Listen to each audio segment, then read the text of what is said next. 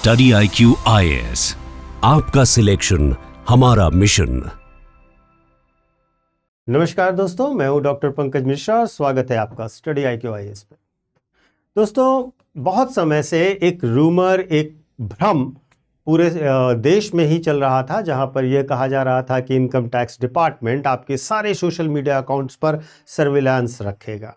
कल PIB ने इस संबंध में एक फैक्ट चेक जारी किया है और उन्होंने स्पष्ट किया है, सरकार की ओर से स्पष्ट किया गया है कि सरकार कोई ब्लैंकेट सर्विलांस नहीं करने जा रही। वह हर नागरिक के ईमेल और सोशल मीडिया को मॉनिटर नहीं करेगी, यह केवल सेलेक्टिव लेवल पर होगा। सुनने में यह बहुत ही स्पष्ट है, सुनने में यह बहुत ही अच्छा और आकर्षक है, लेकिन प्रॉब्लम क्या है? प्रॉब्लम यह है कि कल को अगर आपने इंस्टा पर एक एक्सपेंसिव वेकेशन की फोटो डाली या आप किसी बहुत लग्जरी गाड़ी में घूमते हुए फेसबुक पर अपना स्टोरी लगाते हैं, तो बहुत संभव है कि आपके पास इनकम टैक्स डिपार्टमेंट का नोटिस आ जाए। यहीं पर ऐसा क्यों होगा? क्योंकि इसी कानून में एक बात बहुत स्पष्ट तौर पर कही गई है कि अगर इनकम टैक्स अधिकारी को रीजन टू बिलीव है तो वह आपके ईमेल, सोशल मीडिया और क्लाउड डेटा तक एक्सेस पा सकता है, वह भी बिना आपकी मर्जी के। तो असली सवाल तो यहां से पैदा होता है। सवाल यह नहीं है कि आपने टैक्स चोरी की या टैक्स चोरी नहीं की। सवाल यह है कि जब राज्य को यह तय करने की शक्ति मिल जाए कि कब और किसका डिजिटल अकाउंट ओपन करना है, तो क्या प्राइवेसी सच में सुरक्षित रह जाएगी? आज हम इसी सरकारी स्पष्टीकरण और कानूनी शक्ति के बीच के ग्रे एरिया को समझने का प्रयास करेंगे, जहां पर डिजिटल इंडिया और डिजिटल सर्वेलांस के बीच की लक्ष्मण रेखा को धुंधली करने का भरसक प्रयास किया गया है। देखिए, जब आप डिजिटल लाइफ में जाते हैं तो आपकी डिजिटल लाइफ पर नजर रखने के लिए सरकार की नजर हर एक चीज पर होती है। आपके UPI भुगतान का इतिहास हो, आपके डिजिटल वॉलेट की हलचल हो, क्रेडिट कार्ड के खर्चे हो, निवेश पोर्टफोलियो में हुए बदलाव, संपत्ति पंजीकरण या फॉरेन रेमिटेंसेस या विदेशी प्रेषण हो, उन सब पर सरकार की नजर रहती है। लेकिन यहां पर पैदा होता है एक बहुत गहरा नैतिक और कानूनी पेंच, जिसे हमें समझना चाहिए। सुप्रीम कोर्ट ने विभिन्न मामलों में निजता और ईमानदारी के बीच की लाइन को क्लियर करने का प्रयास किया, जिसमें लैंडमार्क जजमेंट है 2017 का पुट्टास्वामी केस, जिसमें कहा गया आर्टिकल 21 के अंतर्गत निजता को मौलिक अधिकार के तौर पर माना गया। दूसरा महत्वपूर्ण निर्णय है वर्ष 2018 का आधार वाला फैसला, जहां पर सरकार से स्पष्ट किया गया कोर्ट के द्वारा कि डेटा संग्रह के लिए आनुपातिकता परीक्षण स्थापित किया जाना चाहिए। इसके बाद IT संशोधन अधिनियम होता है, जिसमें वित्तीय निगरानी के लिए राज्य की शक्तियों को बढ़ाया जाता है, और अब 2026 में पूर्ण डिजिटल एकीकरण और यहां पर निजता, डेटा की सुरक्षा, निजी डेटा की सुरक्षा बहुत ही अस्पष्ट। देखिए, ये जो पुट्टास्वामी केस का डिसीजन था, जहां पर प्राइवेसी को फंडामेंटल राइट स्टैब्लिश किया गया था, उसके बाद 2026 में दिए जा रहे इनकम टैक्स अधिकारियों को ये अधिकार, वास्तव में ये सब मिलाकर के हमारे सामने 3 बड़े रेड फ्लैग्स यह डिसीजन दिखाता है जो इनकम टैक्स अधिकारियों को मिल रहा है पावर। पहला रेड फ्लैग है, इसमें रीजनेबल सस्पिशन का जो मामला है वह है। क्या सिर्फ एक महंगी घड़ी लगाना या एक अच्छे वेकेशन की फोटो संदेह का आधार बन सकती है? अगर सस्पिशन की परिभाषा आप लॉ में स्पष्ट नहीं कर रहे हैं, तो यह डिजिटल टैक्स टेररिज्म की तरफ जाने वाला एक रास्ता होगा। दूसरा बड़ा रेड फ्लैग है कंटेक्स्ट का कोलैप्स होना। आप AI और एल्गोरिदम के माध्यम से मामले को जांच करेंगे, जो कि ना AI और ना ही एल्गोरिदम ये समझते हैं कि कंटेक्स्ट क्या है। एक प्रोफेशनल ईमेल या एक सार्केस्टिक मैसेज बिना कंटेक्स्ट के मनी लॉन्ड्रिंग का सिग्नल समझा जा सकता है AI के द्वारा। तीसरा बड़ा रेड फ्लैग आएगा डेटा सिक्योरिटी का। अगर टैक्स विभाग आपका डेटा एक्सेस कर सकता है, तो क्या आपकी सुरक्षा की जिम्मेदारी, उस डेटा की सुरक्षा की जिम्मेदारी वो लेगा? दूसरी बड़ी चीज, क्या हम एक ऐसे सिस्टम की तौर पर इस तरीके से नहीं आगे बढ़ जाएंगे जहां हर नागरिक तब तक संदिग्ध माना जाएगा जब तक वह अपनी बेगुनाही साबित ना कर दे। महत्वपूर्ण रूप से अगर हम ग्लोबली देखें तो वैश्विक स्तर पर ऐसे मॉडल्स अवेलेबल हैं जहां पर इससे बेहतर ट्रीटमेंट किया जाता है। जैसे कि अगर हम अमेरिका की बात करें तो वहां पर सेलेक्टिव जांच का प्रोविजन होता है। अमेरिका में राज्य उतना ही डेटा ले सकता है जितना अनिवार्य हो, और वह भी बिना प्रोबेबल कॉज के और बिना न्यायिक वारंट के नहीं। जब तक आपके पास एक बेहतर रीजन ना हो और न्यायिक वारंट ना हो, किसी के भी निजी डेटा पर सरकारी एजेंसी की पहुंच अमेरिका में नहीं होती।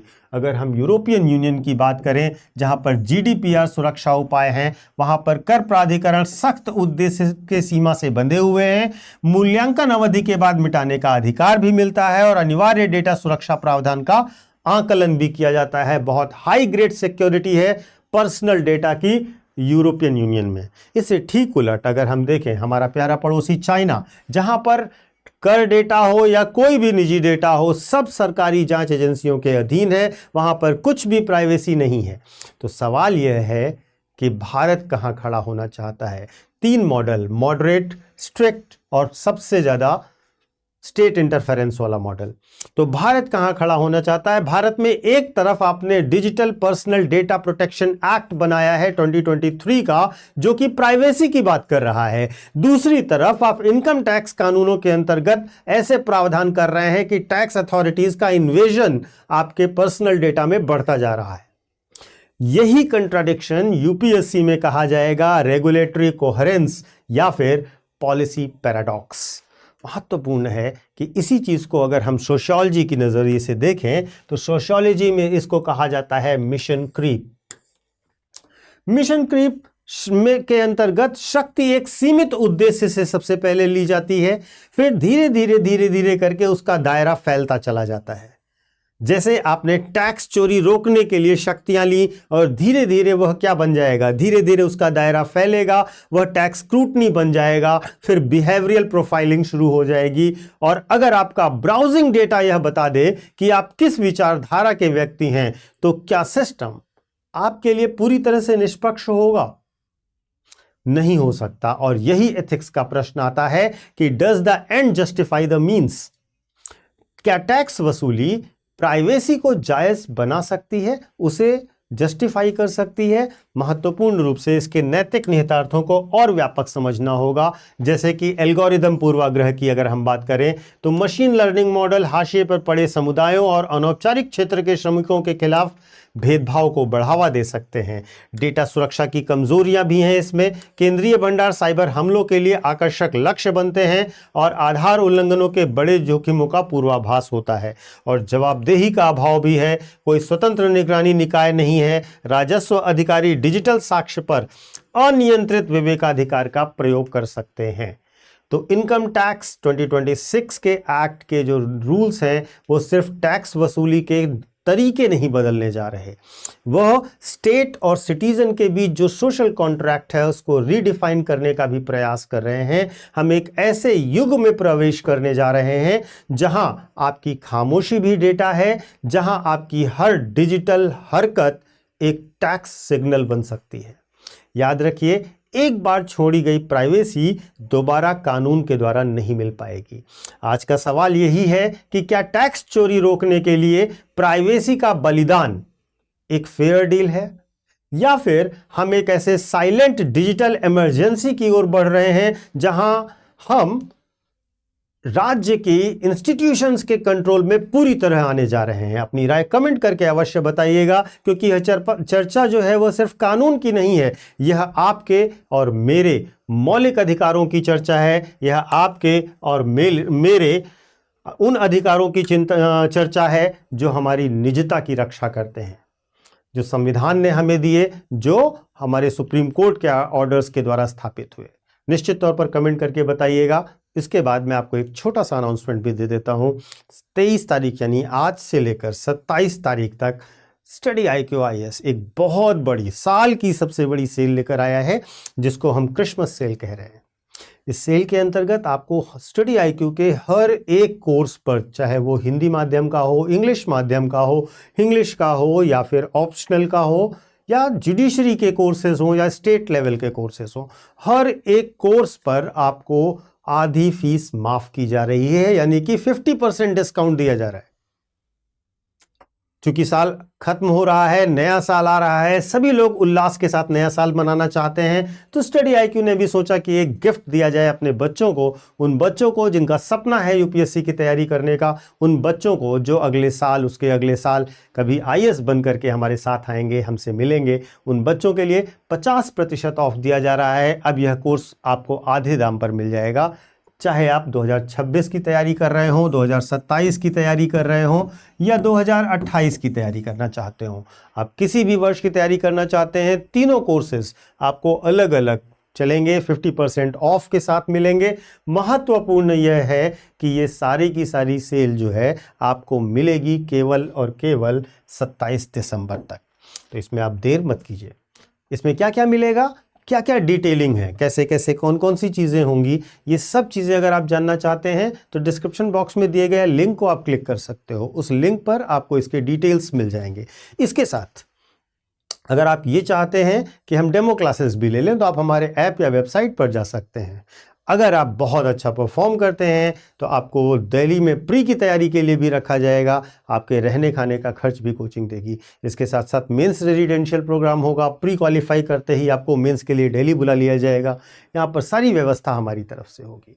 तो आप समझिए, एक तो आधी फीस, ऊपर से इतनी सुविधाएं, इतनी स्कॉलरशिप्स की शायद आपको पूरी तैयारी ही फ्री हो जाए। तो देर मत कीजिए, बेहतर ढंग से तैयारी करना है तो हमारे साथ जुड़िए, लक्ष्य अपना प्राप्त करिए। शुभकामनाएं। स्टडी आईक्यू आईएएस, आपका सिलेक्शन हमारा मिशन।